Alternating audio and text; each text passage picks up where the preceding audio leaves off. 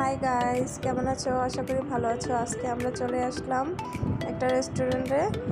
আর বিশেষ করে আমরা এই রেস্টুরেন্টে কখন আসি, যখন আমাদের বন্ধ করে। বিশেষ করে আমার হাজব্যান্ডের যখন অফিস থাকে বা ডিউটি থাকে, সে আমাদের সময় দিতে পারে না।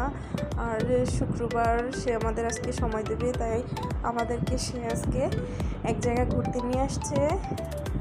ঘুরতে নিয়ে আসাতে আমার মন তো অনেক ভালো। এদিক দিয়ে ছেলের মনটা দেখা যাচ্ছে এতটাও ভালো না, কারণ সে চেয়েছিল আজকে পিৎজা খাবে, কিন্তু পিৎজা তো আসতে অনেক দেরি হবে। পিৎজা আসতে নাকি 40 মিনিট অপেক্ষা করতে হবে। ততক্ষণে আমরা বসে আছি, এদিক সেদিক দেখতেছি, মেয়েও অপেক্ষা করছে, ওদিক দিয়ে আমার ছেলেও অপেক্ষা করছে কখন আমাদের অর্ডারের খাবারটা আসবে। আর ততক্ষণে মানে আমি একটু ভিডিও করে নিলাম। দেখা গেছে কিছু কিছু ভিডিওটা থেকে যায়, কিন্তু এই দিনের কথাগুলা, এই দিনের যে মুহূর্তগুলো ভিডিও হয়ে থেকে যায়।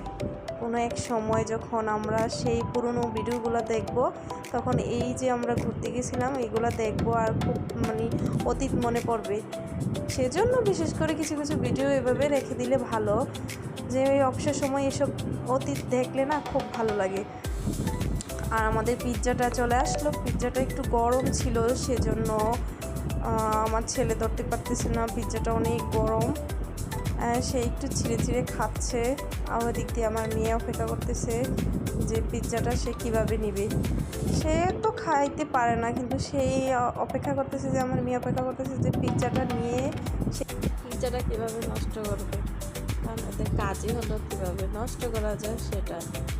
আর আমার হাজব্যান্ডের পিৎজা খাচ্ছে, আমার ছেলেও পিৎজা খাচ্ছে, আমি এদিক দিয়ে ভিডিও করতেছি। আমার পিৎজা খাওয়া হচ্ছে না, আমি তো কখন পিৎজা খাবো সেই অপেক্ষায় আছি। আর আমার হাতে অনেক সুন্দর করে নখে চাপার রং দিয়েছি, সেটাও দেখালাম।